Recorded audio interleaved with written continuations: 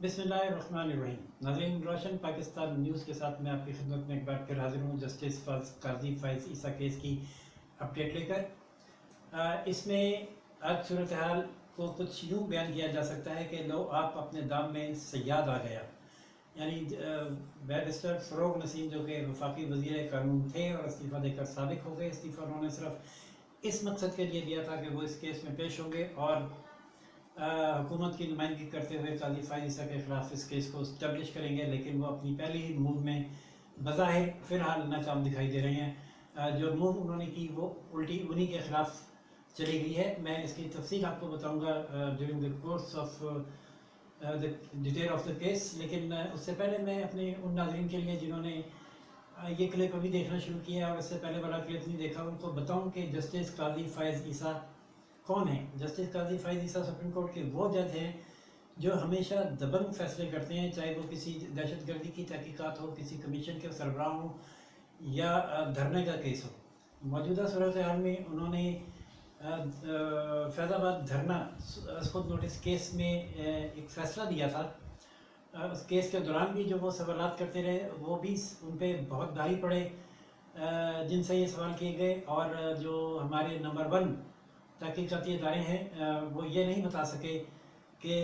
इस सवाल का जवाब नहीं दे सके कि धरने की फ़ंडिंग कौन करता रहा और जो लोग फंडिंग कर रहे थे उनका सोर्स ऑफ इनकम क्या था। जो धरने के शुरका थे और जो धरने को लीड कर रहे थे मौलाना साहब, जिनकी लैंग्वेज भी गालियों भरी थी, उनका सोर्स ऑफ इनकम क्या है। उस धरने को बाद में वाइंड अप करने के लिए जिन जनरल साहब ने जो किरदार अदा किया और पैसे तकसीम किए, उनका किरदार क्या था और वो पैसे कहाँ से आए, ये वो सारे सवाल थे जो जस्टिस काजी फाइज ईसा ने मुकदमे की समाअत के दौरान किए और अपने फैसले में इन्हीं को बुनियाद बनाते हुए ये लिखा कि इन तमाम मामलों की तहकीकात की जाए और ज़िम्मेदारों के ख़िलाफ़ कार्रवाई की जाए। नाज़रीन, ज़िम्मेदारों के ख़िलाफ़ कार्रवाई तो कोई नहीं हुई, उल्टा उनकी प्रमोशन हुई और उन्हें ओहदे मिले। लेकिन जस्टिस काजी फाइज ईसा के ख़िलाफ़ एक रेफरेंस फाइल कर दिया गया जो इस हवाले से था कि लंदन में उनकी वाइफ और बच्चों की प्रॉपर्टी है जो उन्होंने जाहिर नहीं की और इस तरह से वो मिसकंडक्ट का शिकार हुए। ये रेफरेंस जब सुप्रीम जुडिशल काउंसिल में सदर मुल्कत ने भेजा तो इस पर बड़ी लेदी हुई और वकला ने कहा कि ये एक फैसले की पादाश में आने वाला रेफरेंस है जो बदनीयती पर मबनी है और इसको नहीं चलना चाहिए। लेकिन इस रेफरेंस में जस्टिस काजी फाइज ईसा को शोकॉज नोटिस जारी हुआ,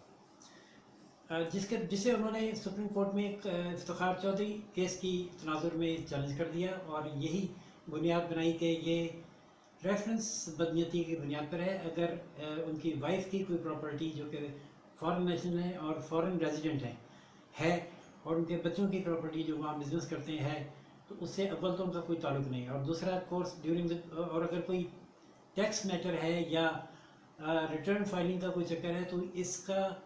ये उनके वाइफ और बच्चों का और इनकम टैक्स का और एफबीआर का मामला है। ये आर्गूमेंट से मुनीर मलिक के इस केस की समाअत के दौरान, और ये जो मेन आर्गूमेंट था मुनीर मलिक का वो ये था कि एक ऐसा अदारा जो अभी हाल ही में वजूद में लाया गया है उसके ज़रिए एक जज के ख़िलाफ़ इन्वेस्टिगेशन करवा कर इलीगल तरीके से फोर्ज डॉक्यूमेंट हासिल करना और फिर उसको वो भी फिर एक सहाफ़ी से एप्लीकेशन दिलवा कर उसकी तहकीकात करना और फिर उस मटेरियल को सदर को भेज के उसको रेफरेंस बनवाना, ये सारा सुप्रीम जुडिशल काउंसिल का जो लॉ है, रेफरेंस का जो लॉ है, उसी से मुतसादिम है। आर्टिकल 209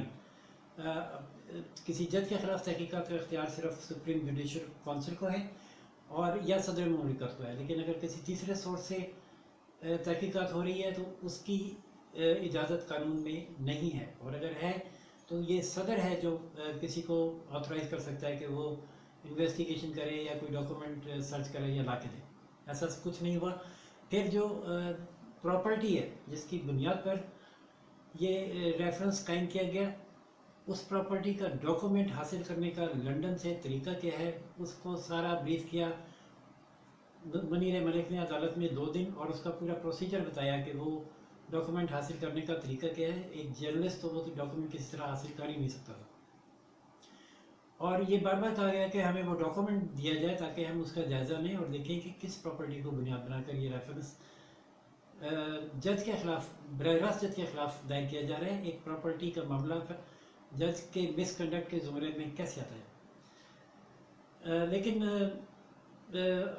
आज तक 9 महीने में ये डॉक्यूमेंट पेश नहीं किया गया था। इस दौरान साबिक़ अटॉर्नी जनरल अनवर मंसूर अपने अहदे से मुस्तफ़ी हो गए, और जब ये इस डॉक्यूमेंट के हवाले से बहस चल रही थी तो बैरिस्टर फ़रोग़ नसीम और शहजाद अकबर भी कमेरा अदालत में मौजूद हुआ करते थे। आज जब बैरिस्टर फ़रोग़ नसीम अदालत में आने मुकदमे में पेश होने के लिए अदालत में आए और रास्टों पे आए, तो जैसा कि मैंने कल बताया था, हस्बे मामूल कानून के मुताबिक उन पर मुनीर मलिक की जानिब से ऑब्जेक्शन किया गया और ये कहा गया कि उन्होंने फ़रोग़ नसीम के ख़िलाफ़ एक दरख्वास्त दायर की है कि वो इस मुकदमे में पेश नहीं हो सकते, जिस पर दुरुस्त तौर पर अदालत ने ये कहा कि इन तकनीकी मामलात में ना उलझें तो अच्छा है, क्योंकि साबिक़ अटॉर्नी जनरल इनकार कर दिया, रिज़ाइन कर दिया, मौजूदा attorney general conflict of interest की वजह से पेश नहीं हो रहे, तो मुकदमे में वकील को पेश करना तो वफाकी हुकूमत का हक़ है, वो किसी को तो पेश करेगी। तो इस तनाज़े को छोड़ें और आगे बढ़ते हैं। जिस पर मुनीर मलिक ने कहा कि उन्हें अपना एतराज़ रिकॉर्ड पर लाना था, वो ले आए हैं, और अदालत जो भी फैसला कर दे उन्हें कबूल होगा, वो अदालती कार्रवाई में मुखल नहीं होंगे। जिसके बाद समाअत शुरू हुई तो बैरिस्टर फ़रोग़ नसीम ने यह इस्टेब्लिश करने की कोशिश की कि चूँकि supreme judicial council show cause notice जारी कर चुकी थी, उसके बाद सुप्रीम कोर्ट इस मुकदमे की समाअत नहीं कर सकती, क्योंकि सुप्रीम जुडिशल काउंसिल इसका कॉग्निजेंस ले चुकी थी और अब उसके सुप्रीम जुडिशल काउंसिल के काम में मुदाखलत नहीं की जा सकती। और ये मुकदमा अब महज एक एकेडमिक डिबेट की हैसियत रखता है, जिस पर जजेस ने कहा कि शो काज नोटिस का इशू ही नहीं है। जो काजी फ़ायद ईसा का केस है, वो केस ही ये है कि रेफरेंस बदनीयती की बुनियाद पर था, जो फाइल ही नहीं किया जा सकता था। इस नुक्ते को आप एड्रेस करें, इसकी तरफ आप ये साबित करें कि ये बैलेंस नहीं था। एक उनसे सवाल किया गया कि ARU एसेट रिकवरी यूनिट ये क्या है, कब मार्ज़ वजूद में आया, और इसको एक जज के ख़िलाफ़ तहकीकात का इख्तियार कैसे हासिल है, और ये कि रेफरेंस के लिए जो तहकीकाती मटेरियल दरकार था उसका तरीक़ाकार के मुताबिक या सुप्रीम जुडिशल काउंसिल या सदर मुमलिकत ये तहकीकात कर लिया करवा सकते थे। ARU ने अपने तौर पर तहकीकात कैसे की। इस दौरान इसका जवाब देने के लिए हवाला दिया अपनी गुज़िश्ता रोज़ दायर की गई एक दरख्वास्त का, जिसका नंबर था 3312। अदालत से इस्तदा की गई कि वो इस दरख्वास्त को देखें, इसमें एक डॉक्यूमेंट लगा हुआ है। अदालत ने वो दरख्वास्त देखी और पूछा ये आपने रात को फ़ाइल की है, बताया गया जी रात को फ़ाइल की। उसमें जो डॉक्यूमेंट लगा हुआ था वो डॉक्यूमेंट पूछा गया कि क्या ये पहले से इस केस में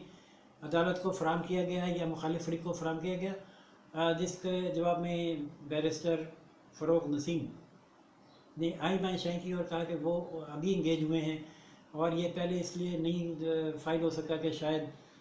जो साबिक़ अटॉर्नी जनरल थे उनका स्टाफ से ये सरफ नज़र हो गया और गलती से रह गया। ये वो नुक्ता है जिस पर पूरी कोर्ट, मैं ये समझता हूँ बल्कि शायद 1-2 जजेस ना हो गए हों, लेकिन पूरी कोर्ट फ्लेयर अप हो गई। और उन्होंने कहा कि एक मुनीर मलिक साहब इस डॉक्यूमेंट के हवाले से 2 दिन बहस करते रहे यहाँ पर। उन्होंने हमें 2 दिन में पढ़ा दिया कि डॉक्यूमेंट हासिल कैसे किया जा सकता है, इसका तरीक़ाकार क्या है। वो ये डॉक्यूमेंट मांगते रहे, आपने नहीं दिए, जबकि आप यहाँ मौजूद थे और शहजाद अकबर साहब भी यहाँ मौजूद थे, अटॉर्नी जनरल साहब भी यहाँ मौजूद थे। बल्कि उन्होंने एडिशनल अटॉर्नी जनरल साहब को कहा भी कि वो डॉक्यूमेंट्स दें, लेकिन नहीं दिए गए। जिस पर बैरिस्टर फ़रोग़ नसीम ने कहा कि जी मैं उन 2 दिनों में यहाँ नहीं था और पिछले अटॉर्नी जनरल साहब से सरफ नज़र हुआ तो मैं उसको कुछ कह नहीं सकता, लेकिन ये मैंने लगा दिए। जिस पर अदालत ने कहा कि एक ऐसा डॉक्यूमेंट जो पहले से इस केस का हिस्सा नहीं था और जिसको मुखालिफ फ़रीक ने अभी तक एग्ज़ामिन नहीं किया और उस पर बात नहीं की है, उसको हम कंसीडर नहीं कर सकते। आप अब कल इन सवालात का जवाब देंगे कि ARU क्या है, इसको तहकीकात का इख्तियार किसने दिया और ये डॉक्यूमेंट किस तरीके से हासिल किया गया। क्या एक गैर कानूनी तौर पर हासिल किया गया डॉक्यूमेंट किसी जज के ख़िलाफ़ रेफरेंस की बेस बन सकता है, और एक डॉक्यूमेंट जो गैर कानूनी तौर पर हासिल किया गया हो उसके केस पर इम्पेक्ट्स क्या होंगे। ये वो सवालात हैं 4। एक और सवाल था 5वां भी कि ये जो صحافی صاحب ہیں، انہوں نے ARU کو درخواست کیوں دی تحقیقات کرنے کے لیے؟ ان کے جواب کل بیرسٹر فروغ نسیم کو دینے، وہ ان کے جوابات دینے میں کامیاب ہوتے ہیں یا نہیں ہوتے، یہ تو کل ہی پتہ چلے گا۔ لیکن آج کی جو صورتحال ہے اس سے جو کورٹ کا ماحول تھا اور جو ججز کے ایکسپریشن تھے، وہ یہی بات سامنے آئی ہے کہ میلافیڈی تو اسٹیبلش ہو گئی ہے اس ڈاکومنٹ کو خفیہ رکھنے کی وجہ سے۔ اور اس کے بارے میں اگرچہ بیرسٹر فروغ نسیم نے دھیمے سے یہ تو کہا کہ جی لندن سے فورسڈ ڈاکومنٹ ہو نہیں سکتا، اس پہ ڈیٹ بھی ہے، اس پہ اسٹیمپ بھی ہے، لیکن یہ چھپایا کیوں گیا، یہ سامنے کیوں نہیں لایا گیا، اور یہ اب کیوں پیش کیا جا رہا ہے، اس کو حاصل کیسے کیا گیا، اور ایک انلیگل طریقے سے حاصل کی گئی دستاویز کی بنیاد پر جو کہ وائف اور بچوں کی پراپرٹی سے متعلق ہے، جج کو کیسے ملائن یا مس کنڈکٹ کا مرتکب قرار دیا جا سکتا ہے۔ یہ تمام باتوں کا جواب عدالت اپنے پہلے بیرسٹر فروغ نسیم دیں گے اور پھر عدالت اپنے فیصلے میں دے گی، لیکن عدالت کا سوال اس انداز میں پٹ اپ کرنا کہ آپ یہ بتائیں کہ انلیگل طریقے سے حاصل کیا گیا ڈاکومنٹ کیسے ایک ویلڈ ڈاکومنٹ قرار دیا جا سکتا ہے اور اس پر مقدمہ کیسے چلایا جا سکتا ہے، یہ بات بظاہر حتمی طور پر تو میں نہیں کہہ سکتا، لیکن بظاہر یہ ظاہر کر یہ ہے کہ ججز کنونس ہیں کہ یہ ڈاکومنٹ انلیگلی حاصل کیا گیا اور اس کی کوئی لیگل ویلیو یا اس کیس میں ویلیڈیٹی نہیں ہے۔ تو ناظرین، فی الحال آج کی حد تک 90% تو یہ کیس مجھے لوز ہوتا ہوا نظر آ رہا ہے۔ کل کیا صورت حال ہوتی ہے، کوئی وقت پلٹا کھاتا ہے، حالات پلٹا کھاتے ہیں، یا اس ڈاکومنٹ کے حوالے سے وہ واقعی کوئی بیرسٹر فروغ نسیم توجیہ پیش کر پاتے ہیں عدالت میں اور ججز کو کنونس کر لیتے ہیں، تو دیکھیں گے کیا صورتحال بنتی ہے۔ فی الحال تو جو پیادہ حکومت نے وزارت کی قربانی دے کر پیش کیا تھا، وہ اپنی ہی چال کی زد میں آ کر پٹتا ہوا دکھائی دے رہا ہے۔ ناظرین، مزید اپڈیٹ کے لیے کل پھر میرا چینل دیکھیے گا، اور اس کے لیے میرے چینل کو لائک، سبسکرائب اور شیئر کرنا نہ بھولیے گا، بیل آئیکن ضرور دبائیے گا، اس سے آپ کو کل آنے والی اپڈیٹ خود بخود مل جائے گی۔ کل کی سماعت مزید کریٹیکل اور فیصلہ کن ہو سکتی ہے۔ اسی کے ساتھ اجازت دیجیے راشد حبیب کو، روشن پاکستان نیوز سے۔ اللہ حافظ۔